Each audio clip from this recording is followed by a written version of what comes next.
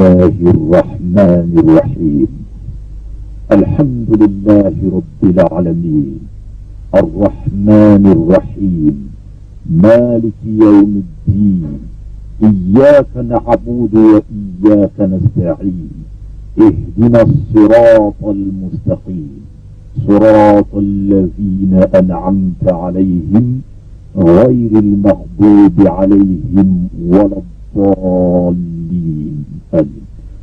Au nom de Dieu, le tout miséricordieux, le très miséricordieux, louange à Dieu, Seigneur de l'univers, le tout miséricordieux, le très miséricordieux, maître du jour de la rétribution. C'est toi seul que nous adorons, et c'est toi seul dont nous implorons secours. Affermis nos pas dans les droits chemins, le chemin de ceux que tu as comblés de faveurs, non pas de ceux qui ont encouru ta colère, ni des égarés. Amen. Bismillahirrahmanirrahim. قل هو الله أحد الله الصمد لم يلد ولم يولد ولم يكن له كفوا أحد. Au nom de Dieu, le tout miséricordieux, le très miséricordieux, dis, ô Muhammad, à ceux qui te demandent de leur décrire Dieu, Dieu est unique, l'absolu. Il n'a jamais engendré, n'a pas été engendré non plus, et rien de ce qu'il a créé n'est égal à lui et ne lui ressemble. Bismillahirrahmanirrahim. الله لا إله إلا هو الحي القيوم لا تأخذه سنة ولا نوم له ما في السماوات وما في الأرض من ذا الذي يشفع عنده إلا بإذنه يعلم ما بين أيديهم وما خلفهم ولا يحيطون بشيء من علمه إلا بما شاء وسع كرسيه السماوات والأرض ولا يؤوده حفظهما وهو العلي العظيم.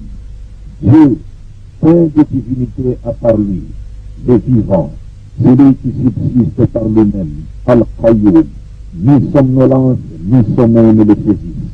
À lui appartient tout ce qui est dans les cieux et sur la terre. Qui peut intercéder auprès de lui sans sa permission? Il connaît leur passé et leur futur, et de sa science, il n'embrasse que ce qu'il veut. Son trône aussi déborde les cieux et la terre, dont la garde ne lui coûte aucune peine. Et il est le très haut, le très grand. Bismillahirrahmanirrahim. هو الله الذي لا إله إلا هو الملك القدوس السلام المؤمن المهيمن العزيز الجبار المتكبر سبحان الله عما يشركون هو الله الخالق البارئ المصور له الأسماء الحسنى يسبح له ما في السماوات والأرض وهو العزيز الحكيم صدق الله العظيم. C'est lui, Allah, mille divinités autres que lui, le connaisseur de l'invisible tout comme du visible. C'est lui, le tout miséricordieux, le très miséricordieux. C'est lui, Allah, mille divinités. Nous revoici encore une fois de plus devant vous pour continuer à examiner notre sujet relatif à l'unicité de Dieu. Dieu créa l'homme et une fois l'homme s'était perdu, l'homme avait péché et l'homme était tombé. Et l'homme avait reçu au repentir de Dieu et Dieu avait promis à l'homme qu'il enverrait à l'homme, donc par là l'humanité, toutefois des messagers. Et que nous avons vu que Dieu a suscité beaucoup de prophètes dans ce monde. Et les prophètes sont venus toujours dans le cadre de l'unicité de Dieu. Tous sont venus à enseigner la croyance à un seul Dieu. Les prophètes ne se contredisent pas. Les écritures antérieures comme postérieures se complètent. Et c'est ainsi que, par exemple, Jésus avait dit dans le cas de Moïse, je ne suis pas venu abolir la loi, mais plutôt venir l'accomplir. Et tout cela, c'est dans le cadre de l'unicité de Dieu. Ce soir, nous allons aborder un terme très très fort, et je puis déjà vous avertir de vous tenir bien dans vos sièges et de préparer déjà vos écritures, c'est-à-dire vos Bibles, pourquoi pas vos Corans, comme de sorte que vous allez vérifier l'exactitude des choses qui seront dites aujourd'hui, car le sujet est très fort. Avant que je n'arrive à l'énoncé du sujet, Dieu avait déjà donné la promesse à Abraham. Dans Genèse 12, 1 à 3, Dieu avait dit à Abraham, toutes les familles seront bénies en toi. C'est-à-dire qu'il ressort clairement de cette parole que Dieu a dit à Abraham, que l'humanité sera certainement sauvée par un des prophètes qui sera de la postérité d'Abraham. Et à ce sujet, en ce qui concerne Abraham, de la postérité d'Abraham, on a eu deux fils. Le premier Ismaël et le deuxième Isaac. Alors, ce qui me vient à dire, le sujet de ce soir, c'est de savoir quel est le prophète issu de la postérité d'Abraham par lequel l'humanité sera-t-il sauvée? Sera-t-elle sauvée? Alors, maintenant, de ces deux postérités, par Ismaël, nous avons le prophète Mohammed. Par la postérité d'Isaac, nous avons Jésus-Christ. Dieu va parler, Mohammed va parler, Jésus va parler. Nous allons vérifier cela sur la base coranique et biblique pour savoir qui de Mohammed et de Jésus-Christ est l'envoyé de Dieu à l'humanité tout entière. En un mot, de qui est le salut. Car nous avons vu par les Écritures antérieures que beaucoup de prophètes ont été suscités, mais chacun a été suscité selon un peuple ou selon une communauté. Alors nous allons maintenant savoir ce soir lequel qui a reçu la mission de Dieu pour sauver l'humanité tout entière. C'est pour ça que je vous ai dit, alors c'est pas pour fausser la foi de qui que ce soit, préparez-vous, c'est le point des arguments, le choc de versets, nous démarrons l'émission. Bonsoir tout le monde. Bonsoir. Alors la parole vous est accordée, Cheikh Abdelmadid, pour nous disserter ce sujet. Merci beaucoup pour la parole. Tout d'abord, je commencerai par rendre louange à Dieu, le maître de l'univers, et implorer sa grâce et sa miséricorde et ses bénédictions sur son vénéré messager Mohammed, sur sa famille, ainsi que sur tout véritable messager de Dieu envoyé sur terre, dans le but de tirer son peuple respectif des ténèbres spirituelles vers la lumière parfaite. Pour ce qui est de la question relative au thème de ce soir, je dirais que l'exposé sur le thème lequel de Jésus-Christ et le messager de Dieu envoyé à l'humanité tout entière. Et de Mohammed. Lequel de Jésus-Christ plutôt, oui bien sûr, lequel de Jésus-Christ ou de Mohammed et le messager de Dieu envoyé à l'humanité tout entière. Je dirais que ce thème doit évidemment paraître très surprenant, non seulement pour les chrétiens qui savent qu'en dehors de Jésus-Christ il n'y a pas de sauveur, mais aussi et surtout pour ceux qui ne sont ni des chrétiens, ni des musulmans, et moins encore des juifs. Parce que certainement, ils se poseront la question de savoir pourquoi avoir limité les thèmes autour de deux personnes seulement, ou deux personnages, c'est-à-dire Jésus-Christ et Mohammed, alors que Dieu avait envoyé plusieurs messagers sur la terre. Tout d'abord, je commencerai par le cas des chrétiens. Personnellement ou ensemble, au nom du groupe Al-Badou, nous demanderons aux frères chrétiens qui nous suivent en ce moment de polir d'abord les miroirs de leur cœur de la poussière des préjugés et du fanatisme avec, et de chercher plutôt, n'est-ce pas, à examiner les Écritures comme il est à l'instar des Juifs de Béret dont il est question dans Actes des Apôtres chapitre 17 verset 11, car ils sont sans ignorer que la sincérité en soi n'est pas une garantie de vérité. Cela étant, personne d'entre nous ne peut être plus éloquent que Dieu, Jésus-Christ et Mohammed. Et vous savez comme nous les musulmans que Jésus-Christ et Mohammed ont parlé de la part de Dieu. Alors s'ils ont parlé de la part de Dieu, nous ne pouvons que nous appuyer sur leur propre témoignage pour justifier, n'est-ce pas, la justesse et l'exactitude de nos réponses respectives par rapport à la question nous posée ce soir. Et pour ce qui est des gens qui ne sont ni des musulmans, ni des chrétiens, et moins encore des juifs, nous les rappelons simplement que contrairement aux juifs et aux chrétiens, les musulmans reconnaissent évidemment que Dieu a envoyé à susciter des messagers dans chaque nation du monde. Il a suscité des messagers dans chaque nation du monde pour appeler leur nation du monde, pour appeler leurs peuples respectifs à adorer exclusivement Dieu et à s'écarter du culte et de toute forme d'adoration ou des œuvres sataniques. Mais pour les Juifs, eux, croient que Dieu n'a suscité des messagers que pour les enfants d'Israël et qu'il a laissé d'autres nations suivre leur propre voie, la voie de l'égarement bien sûr. Et les chrétiens sont du même avis que les Juifs. Mais ils ajoutent cependant que c'est lorsqu'arriva Jésus-Christ, que la paix de Dieu soit sur lui, que la porte pour le salut des autres nations a été ouverte. Mais l'islam nous dit, rejette cette position judéo-chrétienne en affirmant que Dieu avait suscité des messagers dans chaque nation des êtres humains. Et cela peut être confirmé dans le Coran, dans son chapitre 16, verset 36, que je vais vous lire. Dans le Coran, chapitre 16, verset 36, Dieu dit ceci. Bismillah ar-Rahman ar-Rahim. وَلَقَدْ بَعَثْنَا فِي كُلِّ أُمَّةٍ رَسُولًا أَنِ اعْبُدُوا اللَّهَ وَاجْتَنِبُوا الطَّاغُوتَ فَمِنْهُمْ مَنْ هَدَى اللَّهُ وَمِنْهُمْ مَنْ حَقَّتْ عَلَيْهِ الضَّلَالَةُ فَسِيرُوا فِي الْأَرْضِ فَانظُرُوا كَيْفَ كَانَ عَاقِبَةُ الْمُكَذِّبِينَ. Sadaqa Allahu al-Azim. Dieu dit ceci, j'ai traduit donc les versets en français. Nous avons envoyé dans chaque communauté un messager pour leur dire: adorez Allah et écartez-vous du Taghut. Alors Allah en guida certains, mais unis qui ont choisi la voie de l'égarement. Parcourez donc la terre et regardez quelle fut la fin de ceux qui traitaient nos messagers de menteurs. Fin de citation. Donc, il ressort clairement de ce passage coranique que Dieu avait suscité des messagers dans chaque nation.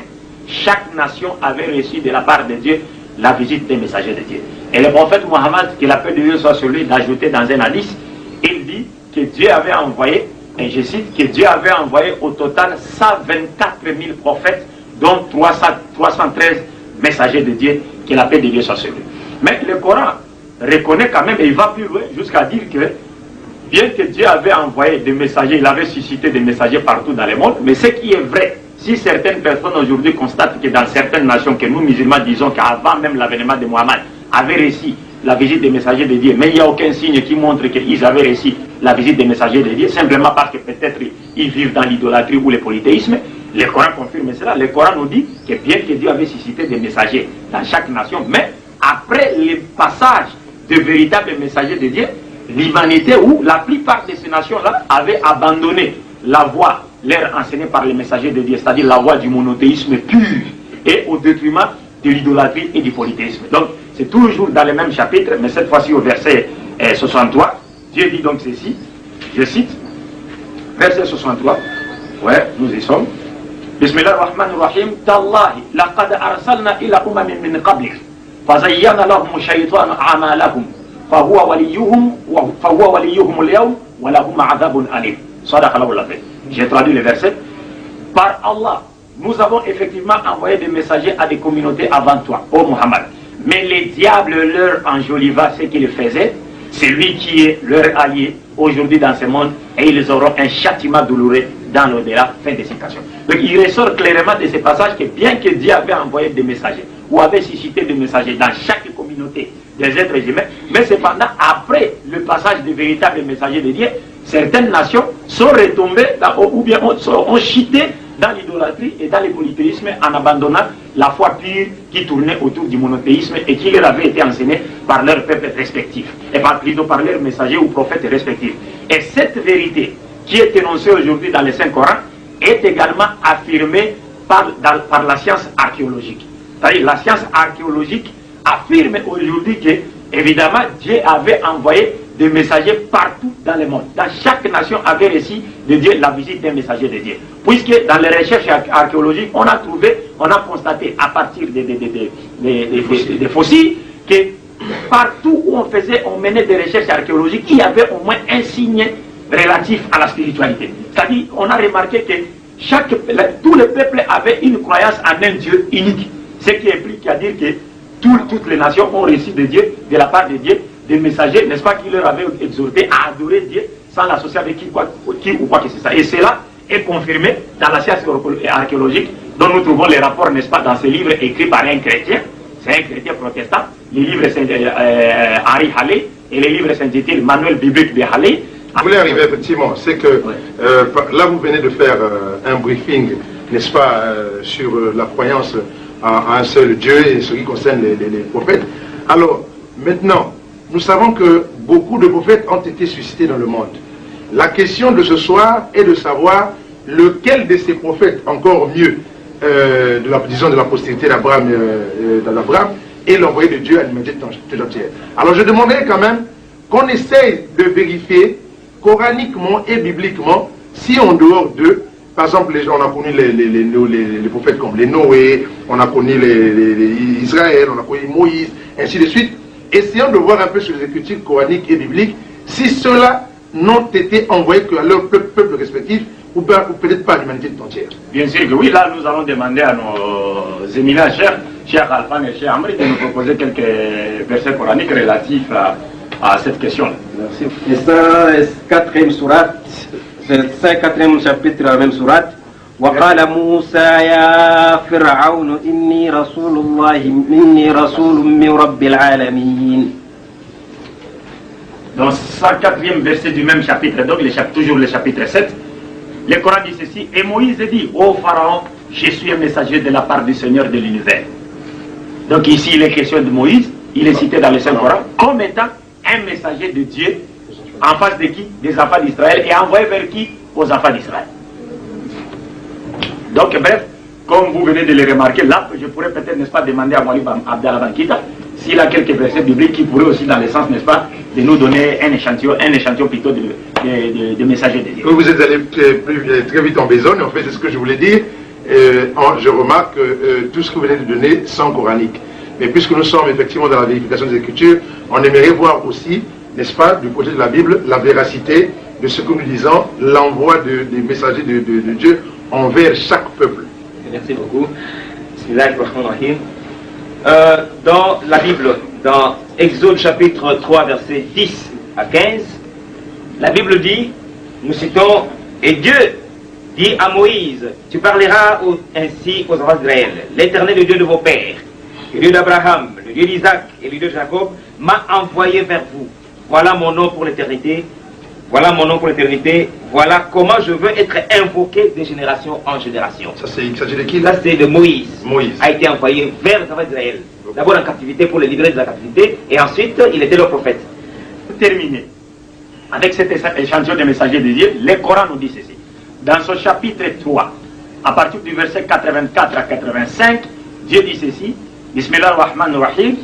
Qul آمنا بالله وما أنزل علينا وما أنزل على إبراهيم وإسماعيل وإسحاق ويعقوب والأصوات وما أوتي موسى وعيسى والنبيون من ربهم لا نفرق بين أحد من رسله ونحن له مسلمون ومن يبتغي غير الإسلام دينا فلا يقبل منه وهو في الآخرة من الخاسرين. صدق الله العظيم. J'ai traduit le verset.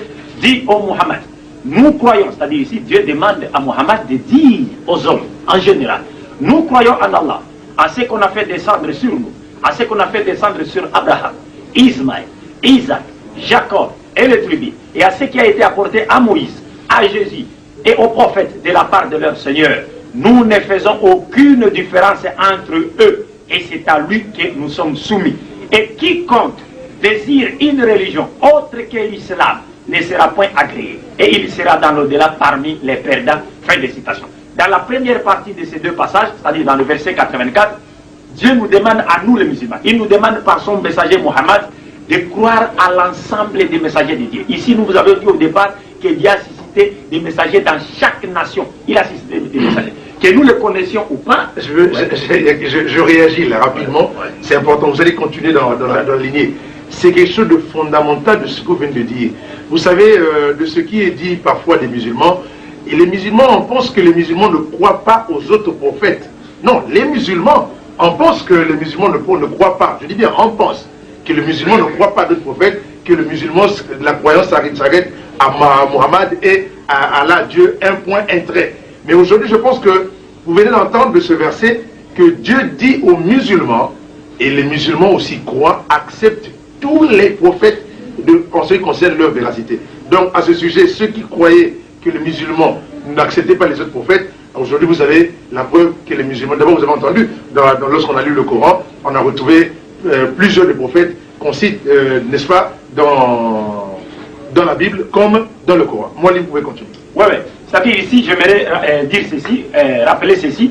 Vous m'avez entendu ici lire le 16e chapitre dans son verset 36, où Dieu nous confirme qu'il a envoyé, qu'il a suscité des messagers partout dans le monde. Et le prophète Mohammed, la paix de Dieu soit sur lui, a ajouté, ou a dit dans un de ses hadiths, que Dieu avait envoyé au total 124 000 prophètes, dont 313 messagers. Ils sont déjà 124 000 prophètes et 313 messagers. Or, en lisant d'ailleurs la Bible chrétienne, il n'y a même pas plus de 200 prophètes. Mais ici, le prophète Mohammed nous dit il y a au moins 124 000 prophètes et 313 messagers. Et nous croyons à tous ces messagers-là, sans exception. Tous ces messagers-là sans exception. C'est ce que nous dit, c'est ce que nous demande le Coran ici, dans les chapitres que je viens de vous lire, le chapitre 3 dans son verset 84. Dieu nous demande de croire à tous les messagers de Dieu et de ne faire pas de différence entre les messagers de Dieu. Pourquoi devons-nous croire à tous les messagers de Dieu? Puisque Dieu est unique, la vérité est unique. Bien que les prophètes furent nombreux à être envoyés périodiquement sur la terre ou vers les hommes, mais ils n'ont tous été envoyés qu'avec l'unique but, celui de tirer les hommes des ténèbres spirituelles vers la lumière parfaite. Donc il n'y a pas donc de raison que nous croyons à un groupe de messagers de Dieu et que nous abstenions de croire aux autres. D'ailleurs, Dieu nous met en garde contre cela, puisqu'il dit ici dans le chapitre 4, verset 150 du Saint-Coran, je vous cite, Dieu dit ceci, verset 150 à 152, Dieu dit ceci. إن الذين يكفرون بالله ورسله ويريدون أن يفرقوا بين الله ورسله ويقولون نؤمن ببعض ونكفر ببعض ويريدون أن يتخذوا بين ذلك سبيلا أولئك هم الكافرون حقا وأعتدنا للكافرين عذابا مهينا صدق الله العظيم. J'ai traduit le verset. Dieu dit ceci. Ceux qui ne croient pas en Dieu et en ses messagers et qui veulent faire distinction entre Dieu et ses messagers et qui disent nous croyons en certains d'entre eux mais ne croyons pas en d'autres. Eux qui veulent prendre un chemin intermédiaire entre la foi et la mécréance. Le voilà le vrai mécréant et nous avons préparé pour les mécréants un châtiment avénissant que Dieu nous en garde. Fin de citation. Donc ici, qu'est-ce que Dieu veut nous dire dans ces versets du Saint-Coran? Il veut nous dire ceci.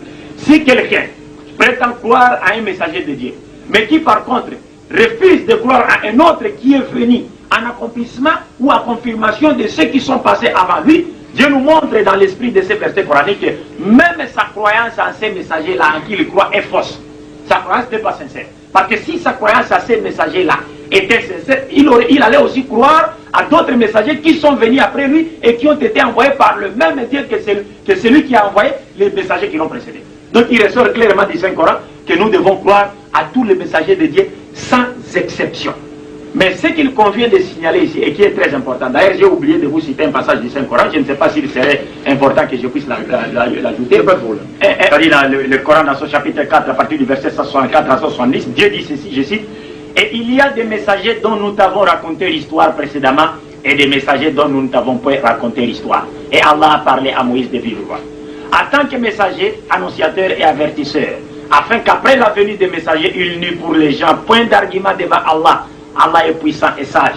Mais Allah témoigne de ce qu'il a fait descendre vers toi, ô Muhammad, et il a fait descendre en toute connaissance. Et les anges en témoignent, et Allah suffit comme témoin. Ceux qui ne croient pas et qui obstruent les sentiers d'Allah s'égarent certes loin dans l'égarement. Ceux qui ne croient pas et qui pratiquent l'injustice, Allah n'est nullement disposé à leur pardonner, ni à les guider dans un chemin, autre que les chemins de l'enfer, oui, et où ils demeureront éternellement. Et cela est facile à Allah, que Dieu nous en garde. Ô gens, le messager vous a apporté la vérité de la part de votre Seigneur, et la foi donc, cela vous sera meilleur. Et si vous ne croyez pas, qu'importe, c'est à Allah qu'appartient tout ce qui est dans les cieux et sur la terre, et Allah est omniscient et sage. Fin de citation. Qu'est-ce que nous pouvons retenir de ce passage coranique? Tout d'abord, au verset 164, Dieu nous montre qu'il a cité des messagers, beaucoup de messagers, dont certains ont été cités dans le Saint-Coran, d'autres n'ont pas été cités. Puisque normalement, naturellement, le Coran n'a cité que 25 messagers de Dieu. Mais dans les traditions prophétiques, les prophètes en confirmant déjà Dieu a envoyé 124 000 prophètes, dont 313 messagers, comme nous l'avons dit ici. Mais bien que ces messagers nous restent inconnus, mais nous croyons cependant à tous ces messagers sans exception. Et nous reconnaissons qu'ils ont été envoyés par l'unique Dieu et sont au même pied d'égalité que les autres messagers, tous les messagers de Dieu. Et dans ce même contexte-là, Dieu nous montre encore ceci, que ceux qui ne croient pas en Dieu et en ses messagers, et qui ne pratiquent pas la justice sur la terre, mais qui ne font que semer la turpitude et l'injustice sur la terre, ceux-là goûteront un grand châtiment, n'est-ce pas, de la part d'Allah. Et Allah, certes, ne guide pas les égarés ou ceux qui ne veulent pas être guidés. Mais brièvement, au verset 70, Dieu dit ceci. Il met en garde l'humanité et leur annonce la bonne nouvelle qu'il leur apporte, n'est-ce pas, par l'entremise de son dernier des messagers, que nous disons être Muhammad. Il dit ceci, aux gens, les messagers vous ont apporté la vérité de la part de votre Seigneur, et la foi donc vous sera meilleure. Et si vous ne croyez pas, qu'importe, c'est Allah qu'appartient tout ce qui est dans les cieux et sur la terre, et Allah est omniscient et sage. Encore une fois de plus dans ces versets, il ressort clairement que l'islam n'est pas une religion qui contraint, n'est-ce pas, les gens à croire de force au message du prophète Muhammad. Puisque Dieu dit, si vous ne croyez pas, qu'importe. Cela implique à dire que pour l'islam, comme le prophète Muhammad lui-même, la paix de Dieu soit sur lui, a dit, tous les hommes et les génies peuvent se rassembler et adorer Dieu et atteindre le plus grand degré de la piété, mais ils n'ajouteront ni ne retrancheront rien de la divinité de Dieu, car Dieu est Dieu avant comme après la création et nul n'est égal à lui. Et il n'a pas besoin de ces créatures pour exister. Au contraire, ce sont ces créatures qui ont besoin de lui pour exister plutôt parce que toute leur subsistance provient de qui? De Dieu qui est le maître de l'univers et le pourvoyeur par essence et par excellence. Takbir! Moualim, nous vous remercions de ce briefing que vous venez de nous faire, démontrer bibliquement et coraniquement que Dieu a suscité plusieurs messagers de par le monde et chaque messager a son peuple. D'accord, nous avons vu, mais maintenant, je vais vous donner deux écritures. Parce que le problème qui est là, le premier volet que nous venons de voir, c'était les prophètes envoyés à leur peuple. Nous voulons savoir ce soir quel est le messager envoyé à l'humanité tout entière. Parmi les messagers que vous venez de citer, j'ai remarqué que vous n'avez pas cité Muhammad, envoyé à un peuple. J'ai remarqué que vous avez cité Jésus-Christ, n'est-ce pas, envoyé aux enfants d'Israël. Alors, ce qui va me permettre, moi, parce que dans l'introduction, je l'avais dit, on doit voir de la postérité d'Abraham quel est le prophète envoyé à l'humanité tout entière. Mais entre autres, j'ai aussi une autre écriture que je vais vous proposer. Je commence par Jérémie. Donc, je suis dans Jérémie.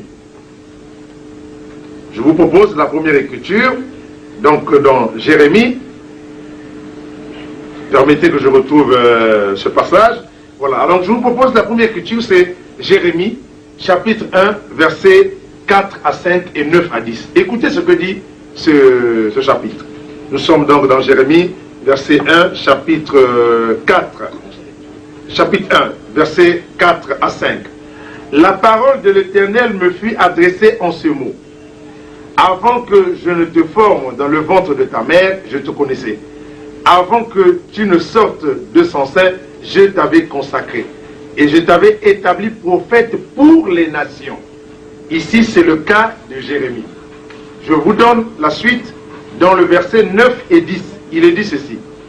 Puis l'Éternel étendit la main et toucha ma bouche. Et l'Éternel me dit, voici que je mets mes paroles dans ta bouche. Regarde, j'établis aujourd'hui sur les nations, et contre les royaumes pour que tu arraches et que tu abattes, pour que tu fasses périr et que tu détruises, pour que tu bâtisses et que tu plantes. Ici, la première écriture que je vous donne, ça concerne le prophète Jérémie.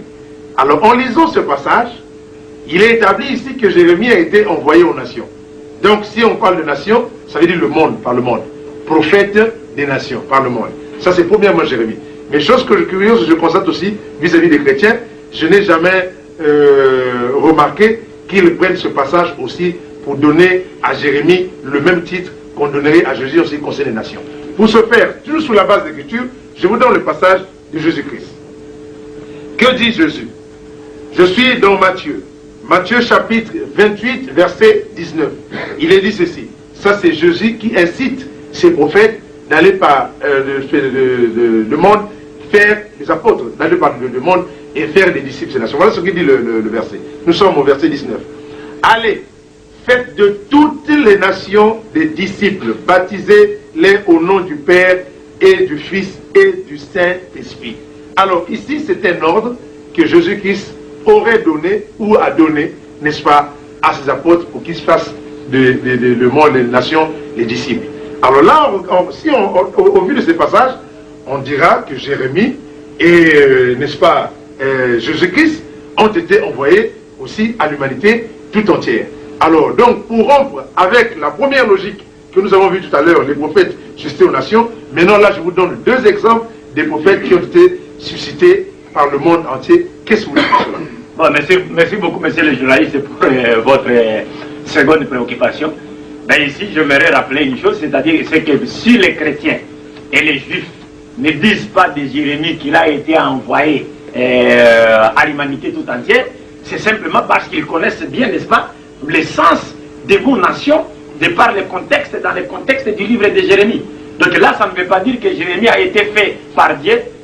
Dieu a fait de lui un prophète envoyé à l'humanité tout entière. Sinon, aujourd'hui, les chrétiens ne diront pas de Jésus-Christ, selon eux, qu'il est le messager envoyé à l'humanité tout entière. Et cela s'explique facilement sur base même de versets tirés dans les livres du prophète Jérémie lui-même, qui est la paix de Dieu soit sur lui. Mais avant de vous lire ces passages, ou de vous citer ces passages-là, je vous rappelle et je mets un accent dessus. Que ici, nous vous avions, n'est-ce pas, comme vous l'avez reconnu vous-même, donné un échantillon des prophètes et des messagers de Dieu, dont aucun d'eux, et alors aucun n'a déclaré être envoyé à l'humanité tout entière. Pas seulement aucun d'eux ne l'a fait, mais Dieu lui aussi, prophètes et des messagers de Dieu, dont aucun d'eux, et alors aucun n'a déclaré être envoyé à l'humanité tout entière. Pas seulement aucun d'eux ne l'a fait, mais Dieu lui aussi de son côté n'a jamais dit de l'un de ses messagers qu'il a envoyé vers qui? Ou à l'humanité tout entière, ou vers tous les hommes. Non, ça n'existe pas. Aucun d'eux n'a tenu ou n'a fait une telle déclaration. Et si on voit le cas de Jérémie, là on dit l'éternel. Oui, le cas de Jérémie c'est facile, du moins pour ceux qui sont familiers à la Bible, ils peuvent voir dans Jérémie chapitre 7, verset 12 à 13. Jérémie chapitre 7, verset 12 à 13, qui nous dit ceci. Je lis rapidement. Jérémie chapitre 7, verset 12 à 13. Allez donc plutôt à mon lieu saint, à Silo, où j'avais d'abord fait demeurer mon nom, et voyez comment je l'ai traité à cause de la méchanceté de mon peuple Israël. Et maintenant, puisque vous avez commis toutes ces actions, oracle de l'Éternel, puisque je vous ai parlé, et même parlé dès le matin, et que vous n'avez pas écouté, puisque je vous ai appelé et que vous n'avez pas répondu, je traiterai la maison sur laquelle mon nom est invoqué, à laquelle vous vous confiez, et le lieu que j'ai donné à vous et à vos pères, de la même manière que j'ai traité Silo. Une fois de plus, le contexte de ces versets montre que les enseignements de Jérémie, dans le sens d'exhorter un peuple quelconque, ou les hommes à s'attacher à Dieu ou à revenir à Dieu, n'étaient exclusivement réservés qu'aux enfants d'Israël. Je peux encore citer notre passage, toujours dans Jérémie, cette fois-ci dans son chapitre 26, 5 à 6, il est dit ceci, Jérémie 5 à 6, pour écouter les paroles de mes serviteurs, les prophètes que je vous envoie, que je vous ai envoyés dès le matin et que vous n'avez pas écouté. Alors je traiterai cette maison comme Silo et je ferai de cette ville, c'est-à-dire Jérusalem, un objet de malédiction pour toutes les nations de la terre. Encore une fois de plus, vous comprenez même ce qui se passe actuellement au Moyen-Orient. Allez-vous comprendre quelque chose?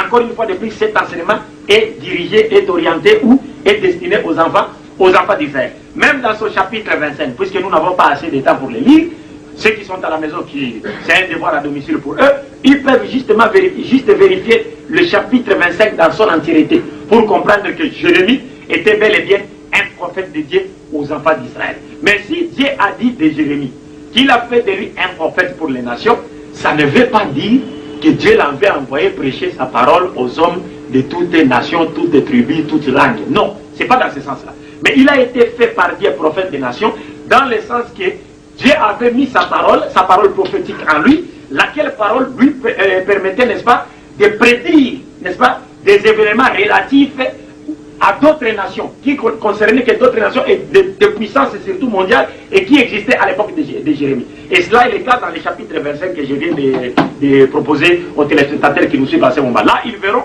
dans tous les livres de Jérémie, Jérémie a prédit par exemple la chute de l'empire assyrien, d'Assur, il a prédit l'essor de l'empire néo-babylonien avec Nabuchodonosor à la tête, et aussi la chute de ce même empire babylonien. Après cela, il a prédit l'avènement plutôt et l'essor de l'empire perse, et également la chute de l'empire perse. Or, toutes ces nations-là n'avaient rien à voir avec Israël. C'est dans ce sens-là que Jérémie était appelé prophète des nations, dans le sens qu'il a dit aussi des choses qui concernaient les autres nations, bien que lui-même a été envoyé alimenter tout entier. C'est ce que nous ne cessons de dire lorsque nous disons, bien que Dieu a suscité des messagers dans chaque nation, et que ces messagers n'ont été envoyés qu'à leur peuple respectif, mais cela ne veut pas dire que les enseignements ne peuvent pas nous être bénéfiques.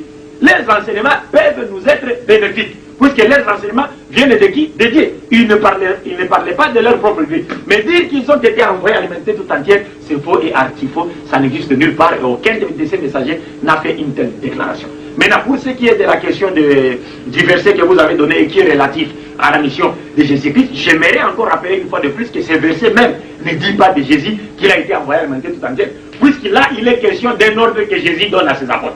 Mais il n'est pas dit ici, Jésus, lui, il est envoyé alimenter tout entier. Mais il est plutôt question d'un ordre que lui donne à qui? à ses apôtres. Mais il fallait chercher une parole où Jésus lui-même déclare ouvertement que Dieu était envoyé alimenter tout entier. Mais ces versets, une parole de Dieu. Oui, une parole de Dieu qui affirme, où Dieu dit qu'il a envoyé Jésus alimenter tout entier. Mais ce verset aussi ne nous montre pas que Jésus a envoyé ses apôtres aller prêcher les gens des autres nations. Nous y reviendrons pour donner la vraie signification de ces versets. Est-ce là à la lumière des versets bibliques et de ce que les apôtres ont fait ont accompli comme mission qui leur avait été, n'est-ce pas, donnée par Jésus, et laquelle mission est l'explication même de ces versets-là. Et là, je vais demander, avant de demander à Cheikh Amri de nous lire un verset coranique, je rappelle ici, c'était le verset d'ailleurs que j'allais lui demander, qui est relatif à la grâce. Parce que dire de Jésus que Dieu l'avait envoyé alimenter tout entier, c'est ignorer complètement, n'est-ce pas, la raison même de la venue de Jésus. Les gens doivent se rappeler que Dieu avait conclu deux alliances avec la maison d'Israël. Il a conclu une première alliance avec les enfants d'Israël, laquelle alliance Moïse était le garant. Et c'est la Torah qui garantissait, la Torah dont Moïse fit porteur et transmetteur, qui était l'objet garantissant cette alliance, et Moïse lui-même. La seconde alliance que Dieu a accomplie avec les enfants d'Israël et que Jésus-Christ est venu garantir, c'est bien, et plutôt j'allais dire qu'il y a une autre seconde alliance que Dieu a accomplie avec les enfants d'Israël et que Jésus-Christ était venu garantir cette alliance-là. Et ce n'est nullement une alliance relative, une alliance avec les autres, le peuple des autres nations ou tribus ou langues. Non, non. C'est seulement avec les enfants d'Israël. Donc je vais commencer d'abord par vous. L'alliance, la deuxième alliance que Dieu avait faite, c'était exclusivement aux enfants d'Israël. Aux enfants d'Israël. La première avec les enfants d'Israël, la seconde même avec les enfants d'Israël, pas avec les gens des autres nations. Donc ici, je vais donner d'abord un verset du Saint-Coran. On va demander à Cheikh Amri de nous lire un verset du Saint-Coran qui nous montre clairement que Dieu avait conclu des alliances avec la maison d'Israël, pas avec les gens des autres nations. Bismillahirrahmanirrahim. La charité bien ordonnée commençant par soi-même, je vais ici, n'est-ce pas, vous proposer d'abord un verset du Saint-Coran, relatif, ou quelques versets du Saint-Coran relatifs au statut de Jésus-Christ et en même temps, qui nous montrent en même temps, qui nous définissent en même temps le champ, n'est-ce pas, apostolique ou prophétique de Jésus-Christ ou de sa mission. Ici, je demande à Cheikh Amri de nous proposer un verset du Saint-Coran. Bismillahirrahmanirrahim. Wa rasulan ila bani Israël anni qad ji'tukum bi ayatin min rabbikum أني أخلق لكم من الطين كهيئة الطير فأنفخ فيه فيكون طيرا بإذن الله وأبرئ الأكمه والأبرص وأحيي الموتى بإذن الله وأنبئكم بما تأكلون وما تدخرون في بيوتكم إن في ذلك لآية لكم إن كنتم مؤمنين ومصدقا لما بين يدي من التوراة ولأحل لكم بعض الذي حرم عليكم وجئتكم بآية من ربكم فاتقوا الله وأطيعون صدق الله العظيم. صدق الله العظيم. Dans le verset que vient de nous lire chez Amri, c'est-à-dire le Coran, là, au chapitre 3, verset 49 à 50, Dieu dit ceci, mais j'aurais souhaité, au lieu de commencer à partir du verset 49 à 50, moi je vais commencer à partir du verset 42, n'est-ce pas, pour que vous compreniez facilement le contexte, de quoi il s'agit. Dieu dit ceci, rappelle-toi quand les anges disent, ô Marie, certes Allah t'a élu et purifié. Il t'a élu au-dessus des femmes et des mondes. C'est-à-dire, selon le Coran, Marie est au-dessus même des épouses de Muhammad, que la paix de Dieu soit sur elle. Ceci pour montrer encore une fois de plus que si Muhammad était un livre écrit, le Coran plutôt était un livre écrit par le prophète Muhammad lui-même, il aurait peut-être dû se changer ce verset en mettant les noms de sa propre femme ici. Mais il l'a laissé tel que Dieu lui avait révélé. Donc Dieu dit ceci, il s'agit ici il est question de la visite de l'archange Gabriel, n'est-ce pas, à Marie lorsqu'il était venu lui annoncer la bonne nouvelle de la naissance de Jésus. Donc, ô Marie, certes, Allah t'a élu et purifié, il t'a élu au-dessus des femmes du monde. Ô Marie, obéis à ton Seigneur, prosterne-toi et incline-toi avec ceux qui s'inclinent. Ce sont là des nouvelles de l'inconnaissable que nous te révélons. Muhammad, la paix de Dieu soit sur lui, n'était pas là. Mais il n'a reçu de Dieu qu'une révélation pour connaître toutes ces choses-ci. Car tu n'étais pas là lorsqu'ils jetaient leur calame pour décider qui se chargerait de Marie. Tu n'étais pas là non plus lorsqu'ils se disputaient. Rappelle-toi quand les anges disent, ô Marie, voilà qu'Allah t'annonce une parole de sa part. Son nom sera Al-Masih, Issa, fils de Marie, illustre ici-bas comme dans l'au-delà, et l'un des rapprochés de Dieu. Il, Jésus, parlera aux hommes dans les berceaux et en son âge mûr, et il sera du nombre des gens de bien. Puisque selon le Coran, le premier miracle qu'avait accompli Dieu par Jésus-Christ, c'était, il a fait parler Jésus au berceau, où Jésus a parlé dès les berceaux. C'est pas comme dans la Bible. C'est-à-dire, son premier miracle était à l'âge de 30 ans, il a transformé l'eau en vin pour enivrer les gens. C'est qu'un prophète, selon le Coran, ne peut pas faire. Donc, Le verset 45 nous dit ceci. Elle dit, Marie donc, elle répondit à l'ange, lorsque l'ange lui annonce la nouvelle de la naissance de Jésus, Marie répondit, Seigneur, comment aurais-je un enfant alors qu'aucun homme ne m'a touché? C'est ainsi, dit l'ange, Allah crée ce qu'il veut. Quand il décide d'une chose, il lui dit seulement soit, et elle l'est aussitôt. Et Allah lui enseignera l'écriture, c'est-à-dire Dieu enseignera à Jésus l'écriture, la sagesse, la Torah et l'évangile. Vous remarquerez que dans la Bible, Jésus n'a appris la Torah chez personne. Il connaissait la Torah dès sa naissance, il connaissait la Torah. De par la puissance de qui? La puissance de Dieu. Et il sera le messager aux enfants d'Israël. Je le souligne bien et je mets un accent avec force. Ici, le Coran nous dit que Jésus ne sera messager qu'aux enfants d'Israël. C'est-à-dire, lorsque Dieu avait envoyé l'archange Gabriel annoncer la bonne nouvelle de la naissance de Jésus à Marie, l'ange lui avait laissé clairement entendre que Jésus ne sera qu'un messager aux enfants d'Israël et non à l'humanité tout entière. Et il leur dira, qu'est-ce qu'il dira aux enfants d'Israël? En vérité, je viens à vous avec un signe de la part de votre Seigneur. Pour vous, je forme de la glace comme la figure d'un oiseau, puis je souffle tout entière. Et il leur dira, qu'est-ce qu'il dira aux enfants d'Israël? En vérité, je viens à vous avec un signe de la part de votre Seigneur.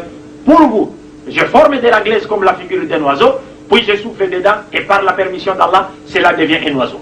Ce miracle n'a pas été cité dans la Bible. Et c'est avec raison, puisque la Bible est dans Jean chapitre 20, verset 30, et aussi dans Jean chapitre 21, verset 25, la Bible elle-même nous dit, Jésus a accompli d'autres miracles qui ne sont pas cités dans ces livres. Et qu'est-ce qui pourrait empêcher que les miracles cités dans les Saint-Coran ici ne soient pas cités dans la Bible? Donc cette question posée à vos pasteurs ou à vos prêtres.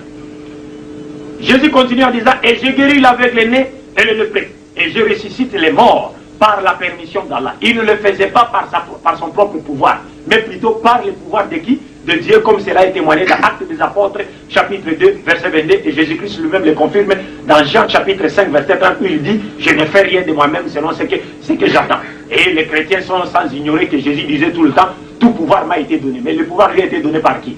On ne donne pas à Dieu le pouvoir, mais on ne donne qu'à celui qui n'en a pas. Mais Dieu, lui, est pouvoir. Il n'a même pas de pouvoir, mais il est pouvoir.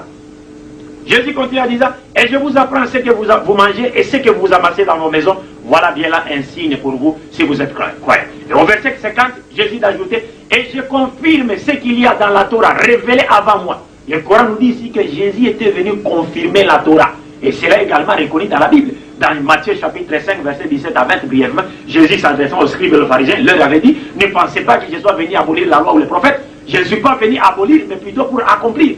Et aussi longtemps que le ciel et la terre existeront, il ne disparaîtra pas de la loi un seul iota jusqu'à ce que tout soit accompli, ou un seul trait de lettre jusqu'à ce que tout soit réalisé. Vous pouvez le lire jusqu'au verset 20. Donc Matthieu chapitre 5, verset 17 à 20.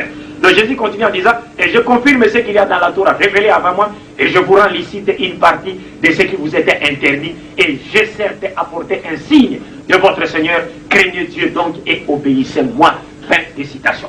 Bref, qu'est-ce que nous pouvons retenir de ces passages? Et c'est là relatif au thème que nous sommes en train, ou à l'esprit du thème que nous sommes en train de traiter ce soir, c'est que Jésus-Christ n'a été envoyé qu'aux enfants d'Israël ou aux brebis perdus de la maison d'Israël. Un point interne. Ça, c'est la révélation que Dieu a donnée à l'ange qui est venu annoncer cette parole à Marie. Ouais, et là, nous pouvons continuer encore, là où Dieu lui-même parle encore. On y va. Cher amour, peut nous avancer d'autres versets. Bismillahirrahmanirrahim. In huwa illa abdun an'amna alayhi wa ja'alnahu mathalan li bani Israël. Sadaqallahu al-azim. Coran chapitre 43 verset 59. Donc là, il est dans le Coran chapitre 43 verset 59 où Dieu dit ceci, je cite, il dit, Jésus n'était qu'un serviteur que nous avions comblé de bienfaits et que nous avions désigné en exemple aux enfants d'Israël. C'est-à-dire que nous avions désigné comme prophète et messager pour les enfants d'Israël. Un point interne. Là, c'est Dieu qui parle. Ici, c'est Dieu qui parle. Ok. Est-ce que les chefs peuvent nous proposer un autre verset? Nous sommes dans la vérification des Écritures. Là, c'est le Coran qui parle. On y va. 61 surat verset 6. وإذ قال عيسى ابن مريم يا بني إسرائيل إني رسول الله إليكم مصدقا لما بين يدي من التوراة ومبشرا برسول يأتي من بعد اسمه أحمد فلما جاءهم بالبينات قالوا هذا سحر مبين صدق الله العظيم. صدق الله العظيم. Dieu a dit la vérité. Coran chapitre 61 verset 6. Donc les versets qui viennent de lire chez Khalfan, Dieu dit ceci. Et Dieu dit, il rappelle au prophète Mohammed, il dit au prophète, rappelle-toi, quand Jésus était sur la terre, qu'est-ce qu'il avait enseigné? Qu'est-ce que j'ai dit? Jésus lui-même avait dit quand il était sur cette terre des humains. Il a dit ceci. Le verset nous dit, je cite, et quand Jésus, fils de Marie, dit, ô enfants d'Israël, il n'a jamais dit, ô les hommes de toute la terre, ô l'humanité toute entière, je m'adresse à vous. Non, il dit, ô enfants d'Israël, je suis vraiment le messager d'Allah envoyé à vous. Je suis vraiment le messager de Dieu envoyé à vous, pas à d'autres, mais à vous. Confirmateur de ce qui dans la Torah est antérieur à moi, comme je l'avais dit ici. Il est venu confirmer ce qui était dans la Torah. Et annonciateur d'un messager à venir après moi, dont le nom sera Ahmad ou Muhammad. Puis quand celui-ci vint à eux avec des preuves évidentes, ils dirent, c'est là une magie manifeste. Fin de citation. Takbir. Ce que nous pouvons retenir de ces passages coraniques, c'est que Jésus-Christ lui-même a parlé. Et il a confirmé avoir été envoyé aux enfants d'Israël. Oui, avant d'aller toujours à la suite, j'aimerais, j'ai retenu quelque chose. Oui. Jésus, dans le Coran, a parlé de la venue de Muhammad. Est-ce que on peut avoir, par exemple, aussi ce genre pas de parole, mais de prophétie aussi, de la venue, par exemple, de Muhammad dans la Bible? Parce que ça sera un de nos prochains thèmes, n'est-ce pas? Est-ce qu'on peut l'avoir, moi? Oui, mais bien sûr que oui, bien sûr que oui. Ici, je vais rappeler aux chrétiens qui pensent que Muhammad, de la paix de Dieu soit sur lui, n'a pas été cité dans l'erreur, et plutôt dans la Bible, qui sont grandement dans l'erreur. Et ces chrétiens oublient que les Juifs également disent de Jésus qu'il n'a pas été cité dans l'Ancien Testament. Mais pourtant, Jésus-Christ a été bel et bien cité dans l'Ancien Testament, même si son nom ne se retrouve pas nommément cité, comme il est le cas du nom de Muhammad dans nos Bibles actuelles, puisque vous allez vous rappeler qu'il y a plusieurs documents que l'Église catholique et les Juifs eux-mêmes ont commencé par mettre de côté. L'Église catholique est venue, leur avait emboîté les pas, en mettant aussi certains documents de côté, des documents dont certains passages citaient nommément les noms de notre vénéré prophète Muhammad. Mais dans le cas de la Bible actuelle, dans sa forme actuelle. Oui, dans sa forme actuelle, Muhammad est là, il y a des versets noirs et sur le blanc qui annoncent l'avènement du saint prophète Muhammad. Pas non cité, mais en termes de prophétie. En termes de prophétie. D'accord. Et cela ne peut pas étonner par les chrétiens, puisque si les chrétiens disent que la Bible a parlé des États-Unis d'Amérique, de la guerre d'Iran, Irak et ainsi de suite, pourquoi ne pas parler de Muhammad? Alors, donc on donne dans ce cas donc promesse à nos chers téléspectateurs auditeurs. Le prochain sujet qu'on vous propose, c'est Muhammad, que la paix de Dieu soit sur lui. Est-il dans la Bible ou est dans la Bible? Et on verra cela avec nos moalim ici. Démonstration à l'appui sur la base des versets coraniques et bibliques. Nous continuons. 5e sourate, verset 72. لقد كفر الذين قالوا إن الله هو المسيح ابن مريم وقال المسيح يا بني إسرائيل اعبدوا الله ربي وربكم إنه من يشرك بالله فقد حرم الله عليه الجنة ومأواه النار وما للظالمين من أنصار صدق الله العظيم. Surah Al-Azim, ici, Cheikh Al-Fani vient de nous lire le 72e chapitre, du verset plutôt du 5e chapitre du Saint-Coran, Surat Al-Maïda, où Dieu dit ceci, je cite, ce sont certes des mécréants, ceux qui disent en vérité, Allah c'est le Messie, fils de Marie. C'est-à-dire que Jésus, ceux qui disent de Jésus qu'il est Dieu, selon le Coran, ce sont des mécréants. Ce sont des gens égarés du droit chemin. D'ailleurs, il y a certaines personnes, nous avions ici à traiter le thème de la rédemption. Il y a certaines personnes qui pensent que pour que l'humanité soit sauvée, Dieu était venu sous la forme humaine ici, se faire tuer afin qu'au travers de la croyance à sa mort, les gens obtiennent le pardon des péchés et reçoivent la vie éternelle. Je voulais vous aider là, Moualim. Un téléspectateur m'a posé une question très intelligente qui dit ceci. Nous avons déjà traité ce sujet, c'est une question en passant. Il me dit, monsieur le journaliste, considérant que Jésus soit Dieu, venu en chair, est-ce que Dieu viendrait-il pour mourir? Parce que le problème de la venue, c'était venir sauver le peuple. Sauver le peuple par rapport à qui? Par rapport à Satan. Par rapport à quoi? Par rapport, n'est-ce pas, au péché que les gens étaient en train de commettre. Est-ce que pour cela, pour ces deux solutions, il fallait que Dieu vienne mourir? C'est une question comme ça qui m'a été posée par un téléspectateur. Non, alors vous savez que c'est l'absurdité, n'est-ce pas? Il n'est même pas nécessaire que nous puissions nous servir d'un microscope pour constater, n'est-ce pas, l'absurdité de cette doctrine. Parce que vous comprenez, si le menuisier ne peut pas se transformer en une table cassée pour comprendre les chocs de la table, pourquoi Dieu lui se permettra, n'est-ce pas, de se transformer en un être humain pour comprendre les problèmes de l'homme?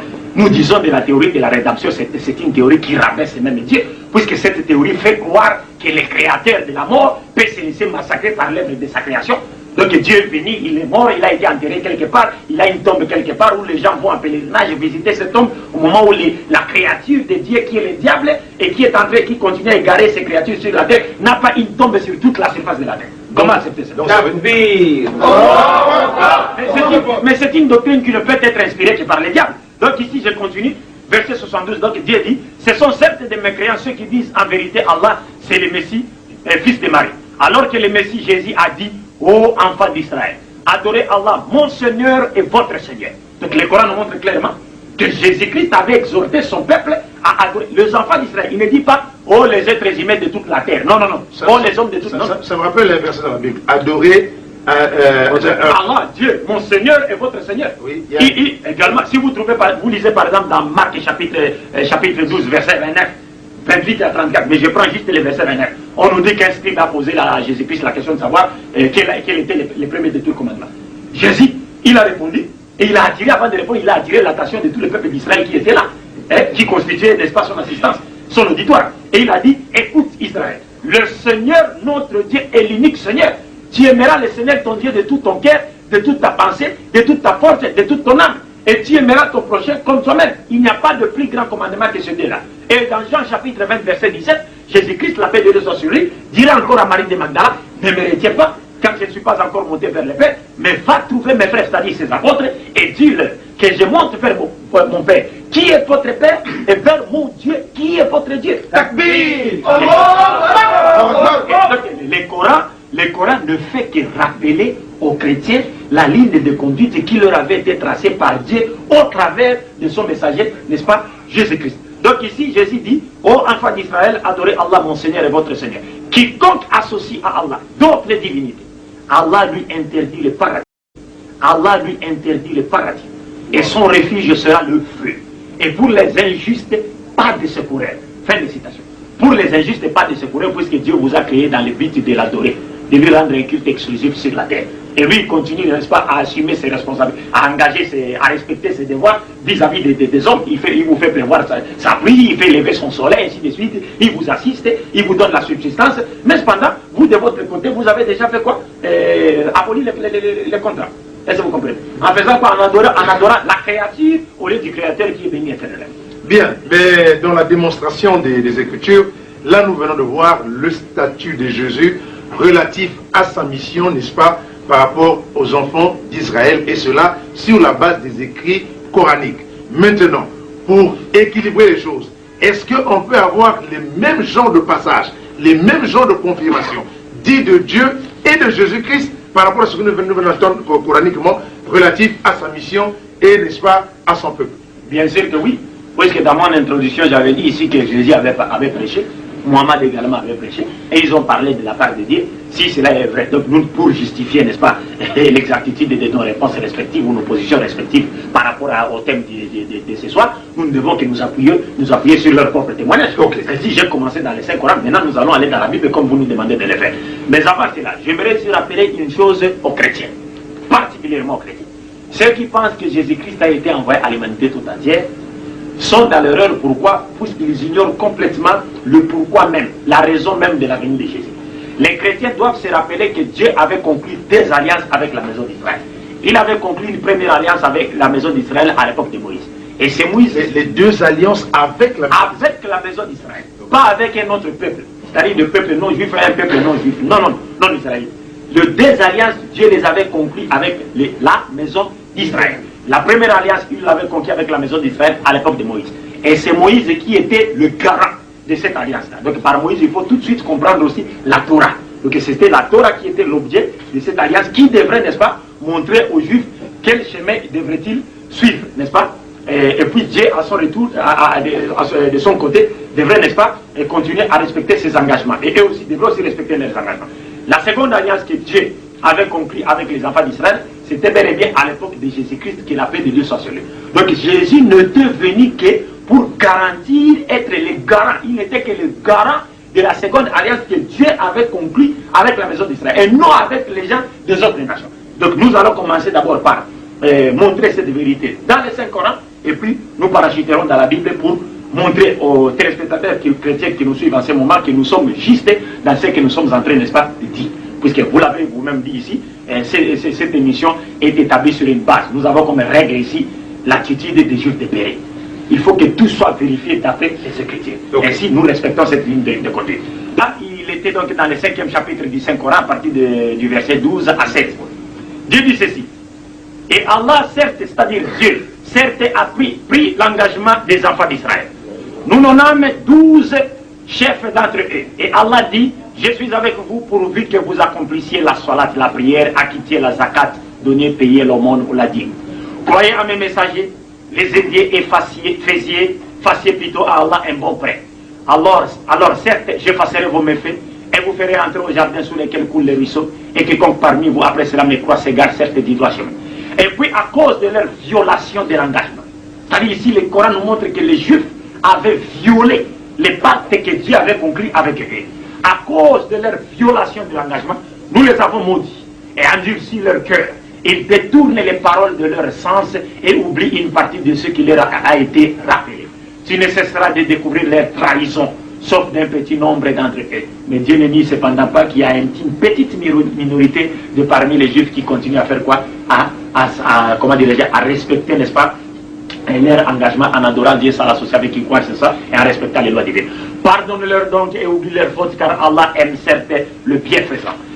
Et de ceux qui se disent, nous sommes chrétiens, ici, il faudrait rappeler ici que dans les textes originaux du Saint-Coran, ce n'est pas le mot chrétien qui est utilisé, mais c'est plutôt le mot nassoir, qui en hébreu et en arabe vient d'un terme qui veut dire secourir. Et qui secourir, donc ceux-là étaient les secoureurs de Jésus-Christ dans la cause de Dieu. Dieu n'a pas cité les termes des chrétiens dans les textes originaux du Saint-Coran, mais les traducteurs avaient préféré utiliser les termes chrétiens juste pour faire comprendre aux non-musulmans, en particulier les chrétiens, qu'il s'agit bien de ceux qui prétendent être les disciples de qui? De Jésus. Dieu n'a pas utilisé les termes chrétiens dans les Saint-Coran, puisque les termes chrétiens n'ont pas été donnés aux disciples de Jésus par Dieu, ni encore par Jésus et moins encore par un ange. Mais c'est un terme qui leur avait été donné par les adorateurs, les païens adorateurs de la déesse Astarte à Antioche, comme il est dit dans Actes des Apôtres, chapitre 11, verset 26. Bref, et de ceux qui disent, nous sommes chrétiens, nous avons pris leur engagement, mais ils ont oublié une partie de ce qui leur a été rappelé. Nous avons donc suscité entre eux l'inimitié et la haine jusqu'au jour de la résurrection. Et Allah les informera de ce qu'ils faisaient. Ô gens du livre, chrétiens et juifs, notre messager Mohammed vous est certes venu, vous exposant beaucoup de ce que vous cachiez du livre, et passant sur bien d'autres choses. Une lumière et un livre explicite vous sont certes venus d'Allah. Par ceci, le Coran, Allah guide au chemin du salut ceux qui cherchent son agrément. Et il les fait sortir des ténèbres à la lumière par sa grâce. Et il les guide vers un chemin droit. Fin de citation. Donc là, c'est ce que dit donc, ce verset du Saint-Coran, que Dieu avait bel et bien conclu 2 alliances avec la maison d'Israël ou les enfants d'Israël. Comme je l'avais dit, la première alliance c'est Moïse qui en a été le garant, La seconde c'est Jésus-Christ qui avait été le garant. Donc là maintenant, pour confirmer cela, nous allons tout de suite rentrer dans la Bible, dans Ésaïe chapitre 24. Nous sommes dans Ésaïe chapitre 24, versets 5 à 7. Pour confirmer qu'évidemment, Dieu avait conclu avec les enfants d'Israël une première alliance d'abord, qu'ils ont abolie, comme le dit le Coran, et cela sera confirmé dans la Bible. Ésaïe chapitre 24, verset 5 à 7 nous dit ceci. Je lis. La terre a été profanée par ses habitants, car ils enfreignaient les lois, altéraient les prescriptions, et les rompaient l'alliance éternelle. C'est pourquoi la malédiction dévore la terre, et ses habitants en portent la culpabilité. C'est pourquoi les habitants de la terre sont consumés, et il ne reste qu'un petit nombre d'hommes. Le vin doux est en deuil, la vigne dépérit, tous ceux qui avaient le cœur joyeux soupirent. Donc la terre dont il est question ici, c'était la terre de la Palestine. N'est-ce pas? Dieu était en train de s'adresser aux enfants d'Israël. Maintenant, dans Jérémie, chapitre 31, à partir du verset 31 à 33, je peux aller jusqu'au verset 34, Dieu dit ceci, s'agissant maintenant de la nouvelle alliance. Et en même temps, l'ancienne alliance est évoquée. Et on nous montre clairement dans ce passage que les Juifs l'avaient abolie. Voici que les jours viennent, dit Dieu, oracle de l'Éternel, où je conclurai avec la maison d'Israël et la maison de Juda une nouvelle alliance. Rappelez-vous que dans la Bible, Jésus disait à ses apôtres, voici, ça c'est le sang de la nouvelle alliance qui a été versé pour vous. Et nous avions expliqué ce sang en disant qu'il ne s'agit pas du sang physique, mais du sang enseignement de Jésus, comme lui-même l'a dit dans Jean chapitre 6. Le sang de la nouvelle alliance. Mais quelle nouvelle alliance? Mais c'est l'alliance que Dieu avait conclue avec les enfants d'Israël, la seconde alliance, et dont Jésus-Christ était le garant. Donc on continue. Je conclurai avec la maison d'Israël, la maison de Juda, une alliance nouvelle, non comme l'alliance que je conclus avec leur père, le jour où je les ai saisis par la main pour les faire sortir du pays d'Égypte. L'alliance qu'ils ont rompue, quoique je sois leur maître, oracle de l'Éternel. Mais voici l'alliance que je conclurai avec la maison d'Israël. Après ce jour-là, oracle de l'Éternel, je mettrai ma loi au-dedans d'eux. Je l'écrirai sur leur cœur. Je serai leur Dieu et ils seront mon peuple. Celui-ci n'enseignera plus son prochain, ni celui-là son frère, en disant connaissez l'Éternel. Car tous me connaîtront, depuis le plus petit d'entre eux jusqu'au plus grand, oracle de l'Éternel. Car je pardonnerai leurs fautes et je ne me souviendrai plus de leurs péchés. Fin de citation. Il dit je mettrai ma loi dans leur cœur. N'est-ce pas? Ils vont suivre quoi? Mes enseignements. Cela n'est pas du tout le cas des chrétiens qui ne veulent pas la loi de, qui n'aiment pas la loi de Dieu. Parce qu'ils disent non, nous sommes les gens de la grâce, donc la loi pour nous n'est rien. Mais ici, il s'agit de l'alliance conclue avec les gens, les enfants d'Israël. Et les enfants d'Israël sont un peuple, n'est-ce pas, qui avait reçu de Dieu une loi, la loi de la Torah. Et c'est cette même loi que Jésus est venu faire quoi? Revivifier, dans le sens d'expliquer certaines choses que les Juifs ne comprennent pas. Bien, alors là, vous avez donc fait l'introduction pour montrer le caractère, n'est-ce pas, de la mission de Jésus. C'était en accomplissement de cette nouvelle alliance. Nous étions sur le point de vérifier, n'est-ce pas, le statut de Jésus, dit de Dieu et confirmé de Jésus par lui-même, mais non du côté de la Bible. Allons-y, moi. Mais du côté de la Bible, c'est facile, puisque comme on l'avait démontré ici, à partir du Coran, qu'au commencement, d'abord, Dieu avait envoyé un ange pour aller dire à Marie que tu apporteras un fils, Dieu en fera un messager aux enfants d'Israël. Nous allons aussi commencer dans la Bible, voir ce que l'ange avait dit. Le même ange, il s'agit de l'archange Gabriel. Nous sommes dans Matthieu chapitre 1, verset 21. J'ai lu.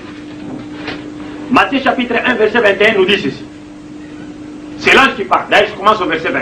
Comme il y pensait, voici qu'un ange du Seigneur lui apparut en songe et dit, Joseph, fils de Marie. Joseph, c'est le père nourricier de Jésus-Christ selon la Bible. Il n'est pas reconnu dans les traditions islamiques.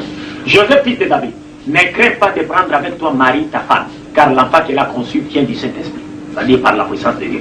Elle, Marie, enfantera un fils, et tu lui donneras le nom de Jésus. Car c'est lui qui sauvera son peuple de ses péchés. Lui qui, lui Jésus, viendra sauver le peuple de Dieu, Israël, de son péché. Quel peuple? Matthieu chapitre 2, Matthieu chapitre 2, verset 6. Nous révèle maintenant le peuple. Dit ceci. Et toi, Bethléem, terre de Juda, tu n'es certes pas la moindre parmi les principales villes de Juda, car de toi sortira un prince qui fera paître Israël, mon peuple. Le prince, c'est Jésus. Le prince, c'est Jésus. Le chef, c'est Jésus. Qui fera paître Israël, son peuple. Paître ne veut pas dire se donner en sacrifice. Hein, mourir. Non, non. Paître, c'est-à-dire comme un berger nourrit les brebis, il doit les nourrir. Les donc là, on retrouve le même verset comme on l'a retrouvé dans le Coran, oui, à partir du message de l'ange à Marie, Jésus-Christ envoyé aux enfants d'Israël. Okay. Maintenant, c'est Jésus qui veut parler. Confirmation de Jésus. Confirmation. Il veut nous départager vraiment sur cette question-là. D'accord. Hein? Il dit ceci, dans Matthieu chapitre 15, verset 24. Il dit,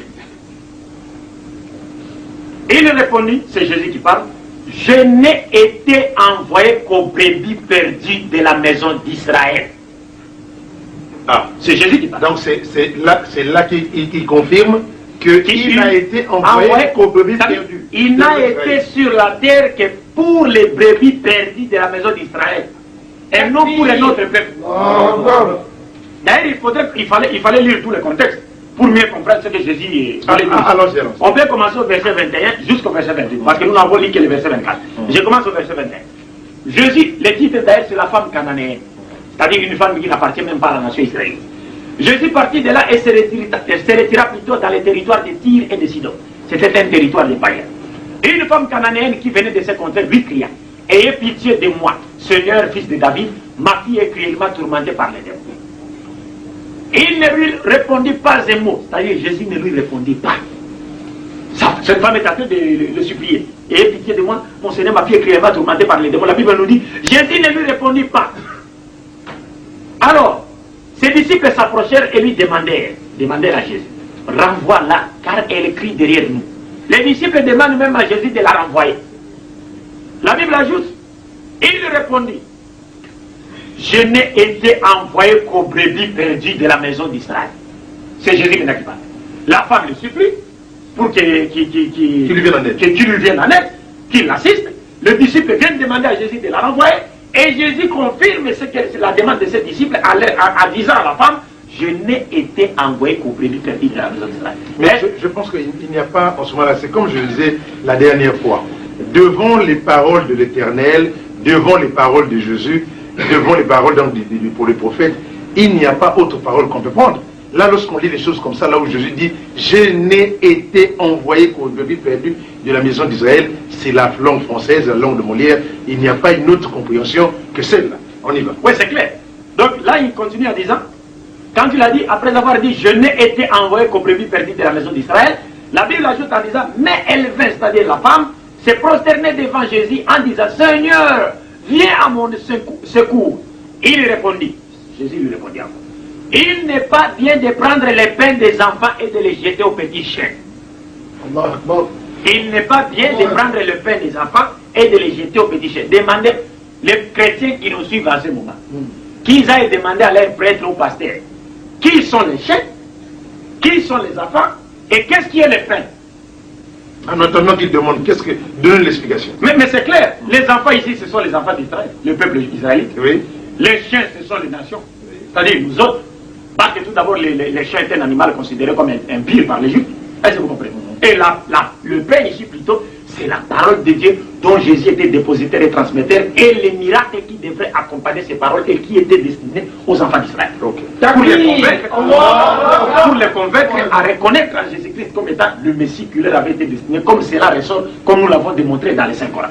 Et le verset continue en disant, mais oui, oui Seigneur, dit-elle, pourtant les petits chiens mangent les miettes qui tombent de la table de leur maître. C'est la femme là qui dit à Jésus. Mais oui, c'est vrai Seigneur, il n'est pas bon de prendre la nourriture des enfants et de les jeter aux petits chiens. Mais il rappelle à Jésus, mais Seigneur, vous êtes sans ignorer que les petits chiens ne mangent que les miettes de pain qui tombent de la table de leur maître. Alors Jésus lui dit, la version de Marc, dans son chapitre 7, verset 24 à 37, Jésus dira à cette femme, à cause de cette parole, va. En d'autres termes, ni de cette parole, je ne t'aurais pas assisté. Alors il dit, à cause de cette parole, va, ta fille est sauvée. Maintenant ici, il dit, alors Jésus lui dit, oh femme, ta foi est grande, qu'il te soit fait comme tu le veux. Et à l'heure même, sa fille fut guérie.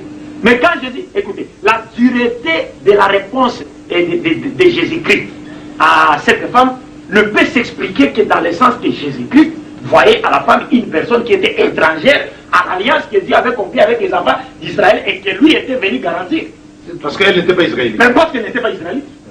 C'était une Cananéenne. Et vous êtes sans ignorer que dans l'Ancien Testament, Dieu avait ordonné même l'extermination de tous les peuples des Cananéens. Dans l'Ancien Testament. Et pour les chrétiens qui pensent que Jésus est Dieu, donc c'est lui qui a ordonné l'extermination du peuple cananéen. Donc il ne pouvait qu'agir de la sorte. Mais ici, dis-moi pour ce qui est du mot chien, nous ne disons pas que Jésus-Christ avait injurié cette femme. Non, loin de là. Un messager de Dieu ne peut pas injurer un être humain que le Dieu qu'il avait envoyé avait créé. Ça ne peut pas se faire. Mais c'est simplement une expression idiomatique et cela ne doit être comprise, n'est-ce pas, à la lumière des coutumes juifs. Comme je l'avais dit, les chiens étaient considérés comme étant un animal impur. Alors, pour les juifs, ceux qui n'appartenaient pas à l'alliance étaient considérés comme étant impurs. N'est-ce pas? Donc il ressort clairement de ce passage coranique que Jésus-Christ, biblique, que Jésus-Christ confirme qu'il n'a été envoyé aux brebis perdues de la maison d'Israël. Ici, je rappelle, c'est avec force même. Moi, je ne sais pas si, lorsque Jésus dit je n'ai été envoyé aux brebis perdues de la maison d'Israël, il faut comprendre, j'ai été envoyé à alimenter tout entier. Non. Est-ce que vous comprenez? Et puis, il y a un autre point, parce que si c'était Muhammad, par exemple, qui avait dit je n'ai été envoyé qu'aux Arabes, on n'allait rien avancer comme argument en face des chrétiens pour dire de Muhammad qu'il a été envoyé alimenter tout entier. Ou encore si c'est Muhammad qui avait dit il n'est pas bon de prendre la nourriture des enfants, les pères des enfants et de les jeter aux petits chiens, mais on n'allait jamais avec les chrétiens. Mais ça allait être terrible. Ça veut dire qu'ils allaient toujours nous dire votre Muhammad même nous a traité de chiens. Ouais. Mais comme Jésus, nous l'avons dit, il n'a pas ingéré. Ça, c'est un messager de Dieu, il ne peut pas commettre un tel péché. Bref, mais ici, je rappelle, comme Jésus a dit, je n'ai été envoyé aux brebis perdues dans la maison d'Israël. Est-ce qu'une autre personne peut nous apporter une autre parole contredisant celle-là? Mais c'est et celui qui cherchera à faire dire à Jésus-Christ une autre parole qu'il n'a pas dite. Écoutez son sort, d'après Jésus-Christ lui-même, dans Matthieu chapitre 7. Je vais lui lire son sort. Matthieu chapitre 7 à partir du verset 24. Qu'est-ce que Jésus dit? Jésus dit ceci. Il dit, à partir du verset 24, donc, ainsi quiconque attend de moi ces paroles et les met en pratique sera semblable à un homme prudent qui a bâti sa maison sur les rocs. La pluie est tombée, les torrents sont venus, les vents ont soufflé et se sont portés sur cette maison. Elle n'est pas tombée car elle était fondée sur les rocs. Mais quiconque attend de moi ces paroles et ne les met pas en pratique sera semblable à un homme insensé qui a bâti sa maison sur les sables. La pluie est tombée, les torrents sont venus, les vents ont soufflé et se sont abattus sur cette maison. Elle est tombée et sa ruine a été grande. Ça, c'est le sort de toute personne qui cherche à faire dire à Jésus-Christ des choses que lui n'a pas dites. C'est généralement ce leur sort. Bien, mais ce que nous cherchons, c'était ça. Donc, j'allais encore vous ajouter un dernier passage dans Matthieu chapitre 19. Oui, mais avant que vous ajoutez, moi je trouve que c'est très fort ça, ce passage, là où Jésus confirme qu'il a été envoyé aux enfants, aux bébés perdus de la maison d'Israël. Alors continuons, mon livre. Dans Matthieu chapitre 19, versets 27 à 28, que dit Jésus? La paix de Dieu soit sur lui. Et il dit ceci. La Bible nous dit, alors Pierre prit la parole et lui dit, c'est-à-dire il dit à Jésus, voici que nous avons tout quitté et que nous t'avons suivi. Quand sera-t-il pour nous? Quelle sera notre récompense en d'autres termes?